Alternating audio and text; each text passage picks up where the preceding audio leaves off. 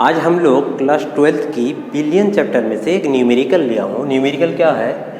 भारानुसार 30% glycerol, एक glycerol की formula है कि जलीय विलयन में ग्लिसरॉल के मोलॉन्स की गणना कीजिए। ठीक, जब मोलॉन्स गणना करने के लिए बोलेगा तो पहले आपको मोलॉन्स की फार्मूला क्या होता है वो पता होना चाहिए। तो देखिए, मोलॉन्स को हम लोग एक से डिनोट करते हैं। अब यहाँ पे दो चीज़ें हैं, एक ग्लिसरॉल और एक जल। तो मैं ग्लिसरॉल को ए मानूँ तो एक से लिखेंगे। एक से बराबर क्या होगा? Na plus NB। ये B जो है जल की अणु है और Na जो है वो ग्लिसरॉल की अणु है। ये फार्मूला। तो इस फार्मूले को डिफाइन करने के लिए पहले नंबर ऑफ मोल्स किसका चाहिए मेरे को? ग्लिसरॉल की और जल की। और मोल निकालने के लिए फार्मूला क्या होता है? N = M/M। मतलब मोल बराबर दिया हुआ द्रव्यमान बटे मोलर द्रव्यमान। ठीक, तो अभी हमको यहाँ पे ढूंढना है द्रव्यमान किसका दिया हुआ है। 30% ग्लिसरॉल से मतलब ग्लिसरॉल कितना है? C3H8O3 का द्रव्यमान कितना है? 30 ग्राम, 30% से मतलब। और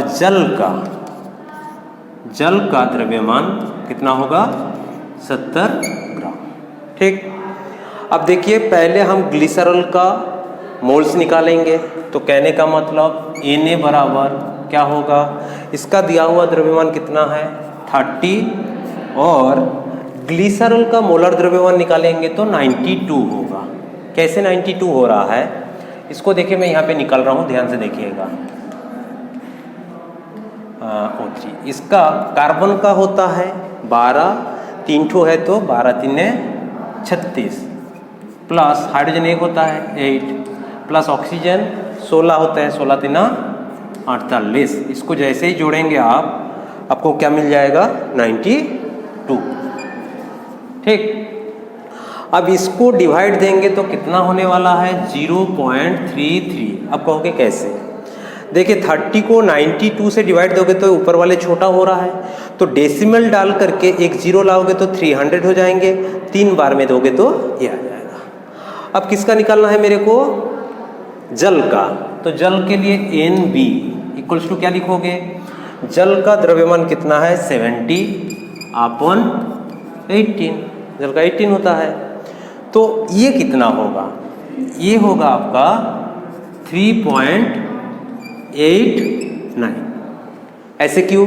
क्योंकि देखिए 18 को 70 को डिवाइड दोगे तो 18 4 जा आपका 72 बड़ा हो जा रहा है, इसलिए 3 बार में दिए, फिर डेसिमल ला करके ये किए, डिवाइड करेंगे तो इतना आ जाएगा।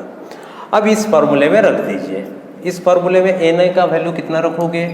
0.33 अपन में Na मीन्स 0.33 प्लस 3.89 हुआ।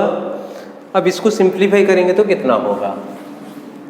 देखिए, इसको सिंप्लीफाई करोगे तो आप 0.33 अपन ये हो जाएगा आपका 4.22। ठीक, इसको डिवाइड दोगे तो कितना होने वाला है? ये डेसिमल हट जाएगा। अब देखिए यहाँ पे 422 है, यहाँ पे 33 है, तो कहने का मतलब ये छोटा हो रहा है, तो इसीलिए पहले डेसिमल डालो। डेसिमल डालोगे तो एक जीरो आएगा, तब भी छोटा है, फिर जीरो डालो। ठीक, जीरो डालने के बाद कितने बार में जाएंगे? ये 7 फिर 8 ऐसे। ठीक है, तो यहाँ पे डेसिमल के सामने एक जीरो लगा दो। ये इसकी आंसर। यहाँ पे आपका जल का पूछता तो क्या करते?